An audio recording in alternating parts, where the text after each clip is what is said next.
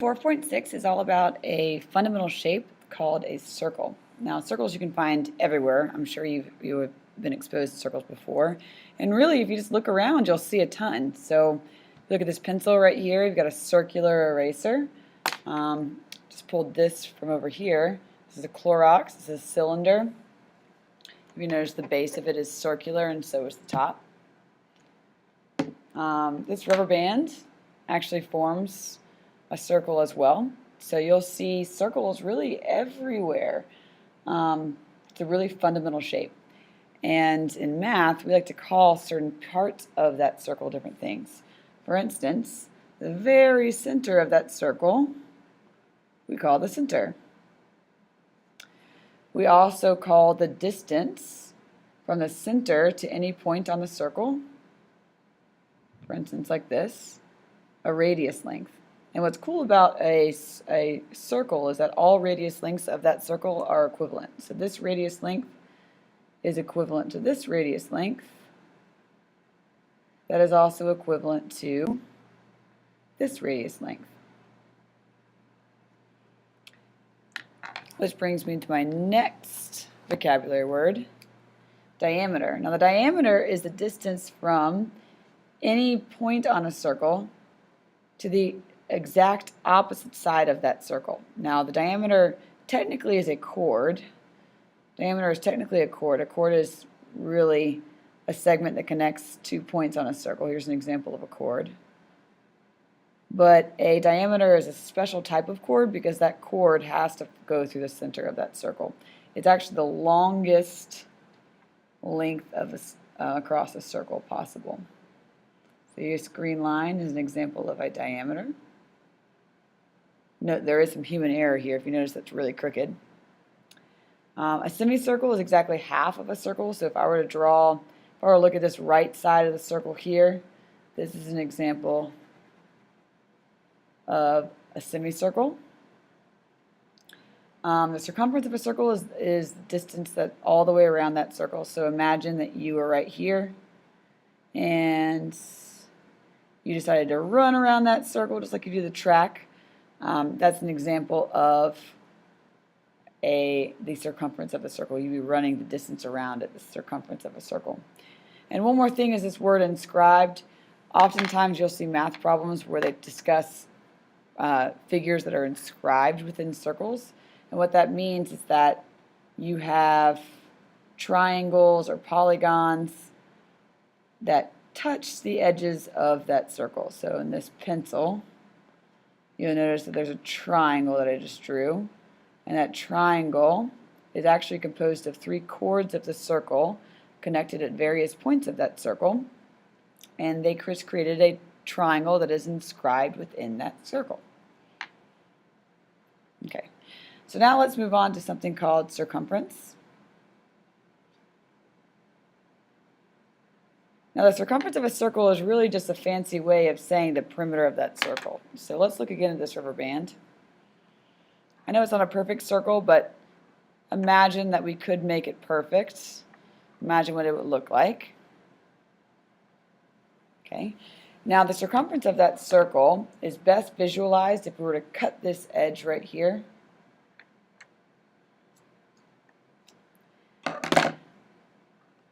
And flatten it out. So instead of having a circle like this, the circumference is actually this total distance all the way across. So imagine if it were a linear piece rather than a circular piece of rubber. So the circumference is that total distance around it. And the circumference is actually a really cool thing because it all has to do, it's a big part of the circumference is something called pi, which we've talked about before. Pi is an irrational number.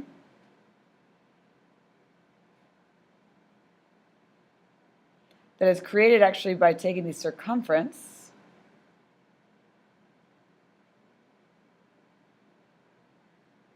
of any circle and dividing it by its diameter. And the approximation that we use for pi is approximately 3.14. Sometimes you'll see 22 sevenths. 22 sevenths is again an approximation of pi. It's irrational, which means it cannot technically be turned into a fraction. However, 22/7 is awfully close, so you'll see math textbooks using that fraction often. But let's look at this. Let's look at this circle right here. So let's test it out. I have a ruler right here. And if I were to estimate what I think the diameter is, I'd have to try to find the longest way across this circle. Now it's kind of difficult because it's not a perfect circle, as you can tell, but we may be able to get pretty close. So let's just suppose the diameter is approximately, what, 6 centimeters. Okay, so let's suppose the diameter of this circle was approximately 6 centimeters. And let's unwind this. Let's take the diameter, or let's take the circumference of this figure. Looks to be about 18 centimeters. And you'll notice that if we take the circumference and divide it by the diameter, in this case, because this wasn't a perfect circle, we're getting a number that is really close to pi. It's actually equal to 3. So we know that if just by doing this really rough estimate, we're able to get somewhere really, really close to pi.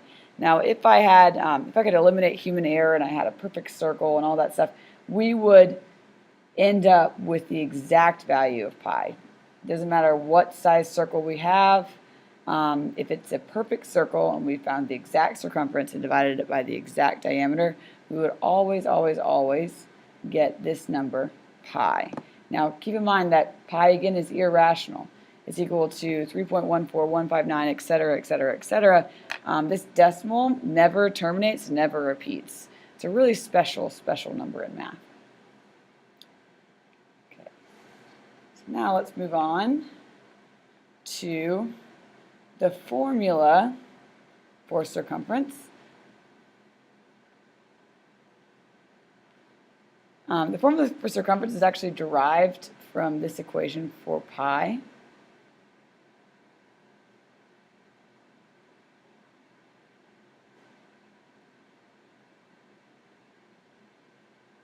So we know that pi is equal to the circumference divided by the diameter. And actually, if we were to simplify this, we could say pi is equal to c over d. And this may go over your head a little bit, but let's actually apply what we did at the beginning of the semester when solving one set of equations to this equation.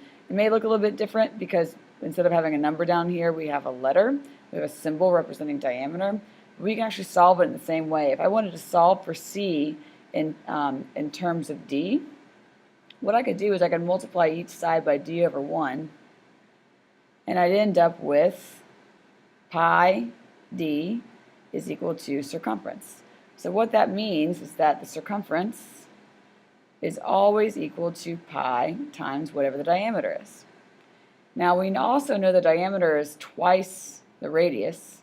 The diameter is equal to 2 times any radius length of that given circle. So we can actually create another formula for circumference because diameter is equal to 2 times the radius, or 2r, which means circumference is really equal to pi times 2 times r, or most commonly used, you'll see 2 pi r as the formula. So you can use either one of these to solve for the circumference. It just depends on what you're given and what you feel most comfortable with. So let's do a couple of problems. Make sure to write that down.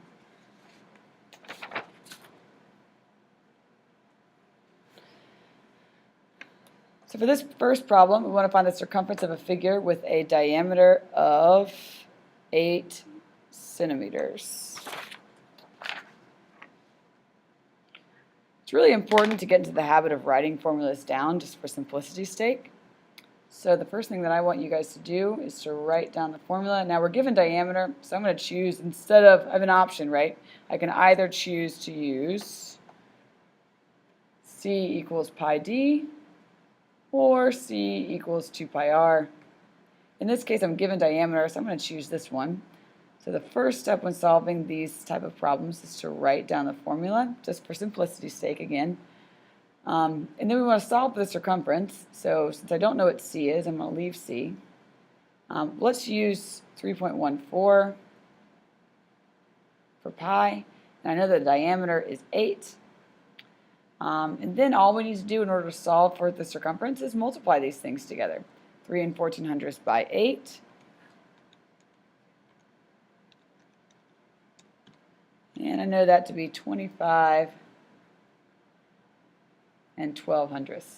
Now one thing to really keep in mind though is that we're working with centimeters. Your units are very important. So your answer isn't just 25 and 1200ths. It's actually 25 and 1200ths centimeters. Notice that all my equal signs are lined up. I started with the formula, plugged values in, and then solved. Let's look at another one where we're solving for the circumference of a figure given a radius length. Now in this case, I'll probably use the other formula. This one is used here. Let's actually use c equals 2 pi r instead for this one, since we're given the radius. C equals 2 pi r, and now we just, again, we're solving for c, so we leave c alone. We multiply 2 times 3 and 1400ths, the approximation for pi, times the radius of 450 millimeters, and now all we need to do in order to solve is we really just multiply all of those numbers together.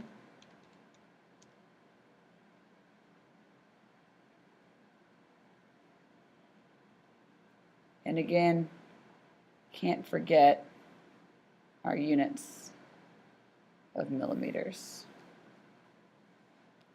Notice again that I start with the formula, substituted values in, and then solved.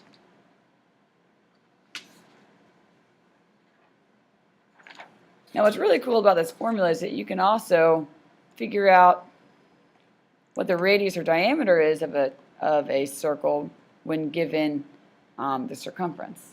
So if I wanted to find the radius of a circle with a circumference of 10 millimeters, I actually approach the problem in a very similar way. I'm trying to find the radius, so I'll use c equals 2 pi r. It really doesn't matter which formula you use. I just like to match radius with radius here. But if I wanted to find the radius, that means I don't know what it is, but I do know the circumference is 10 millimeters. So instead of leaving c alone, like we did the last problem, let's actually replace c with 10, because that's something that we know. And now we're left with an almost one-step equation. All we have to do is multiply these two things together. And then here you have it. Now we just solve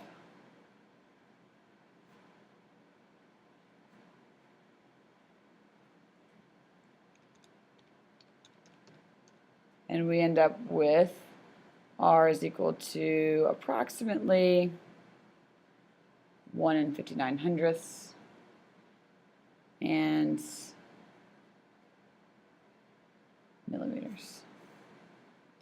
Now in your textbook they probably want you to use 22/7 instead, so keep in mind what they're asking you to use. For problems 14, 16, and 18, any of those problems, you may use a calculator, because for this one, this is just kind of an obnoxious number, so you may use a calculator for that. Now let's look at this next one. It says find the diameter of a circle with a circumference of 625. Well, in this case, I'm going to use c equals pi d, because I'm matching diameter with diameter. And we just plug in 625 for circumference. Pi is equal to 3.14 approximately times d. And then we have a one-step equation with a coefficient, so we multiply by the reciprocal of the coefficient.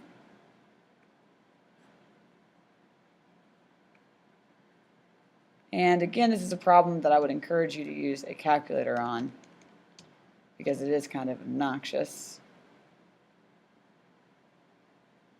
Note that on tests and quizzes, you will have nice numbers. These are examples of mean numbers.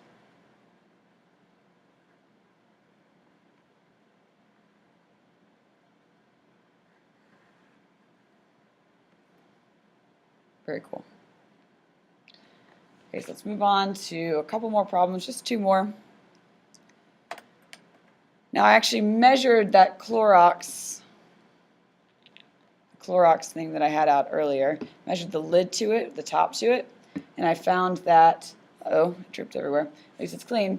The diameter of a circular lid to a Clorox wipes is 8 5/10 centimeters. What is the circumference of the lid? Well, if I'm trying to find the circumference of the lid, I know that I can use the formula for circumference. And I'm given the diameter, so let's go ahead and use C equals pi d.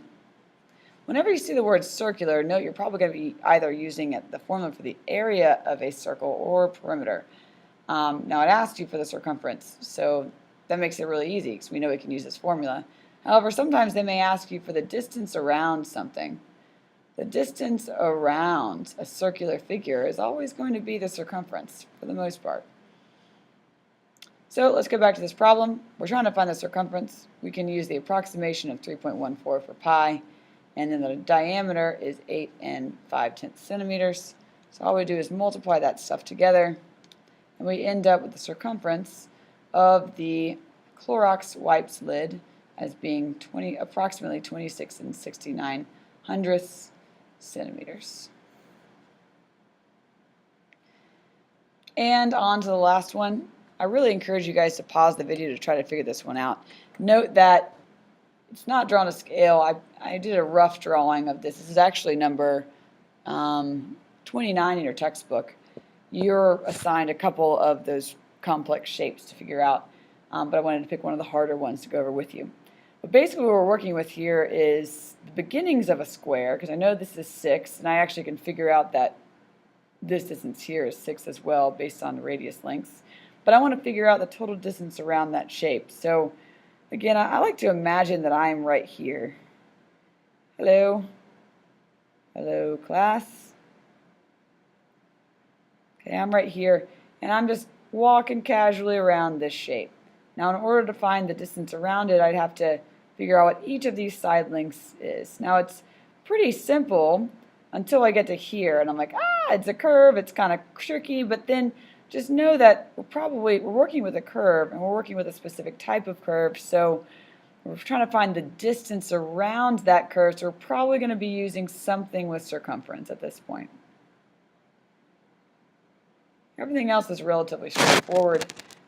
We know this is a radius length of this quarter circle, so this also is a radius length, so that also has to be 3, which means this also has to be 3. And actually in the original drawing we were given that this is 6, and that's actually pretty important. So I'm going to go ahead and draw that in here. I know this is also 6, which means this is 3. That means that this is also 3 because it has 3 plus 3 is 6. And now I'm working with a square over here. I know the opposite sides have to be congruent, so if this is 3, then that also has to be 3. Okay, well this is 3, then this has to be 3. This is 6, that's 3, this has to be 3 as well. Notice I'm just working with a bunch of rectangles. So we've got a rectangle here, we've got a square here, we've got a quarter circle over here, and then we have the beginnings of a square on the outside. So every time I'm plugging in 3, it's just because the opposite side is congruent to that original piece because of the properties of a rectangle. So if this is 3, then this also has to be 3. So at this point I've walked from here to here, I've walked 3. And then I make a left-hand turn, I go this way, and I've walked 6. And from here to here, I've walked another 6. And then from here to here, I've walked another 3. And then at this point, here's where I am at this point. But now I have to make that awkward curve, and it's actually equal to a quarter of a circle. So we can actually find the quarter of the circumference of that circle, since we're only finding a quarter of the distance around that circle. Now, I'm given the radius length of 3 here, so I'm going to use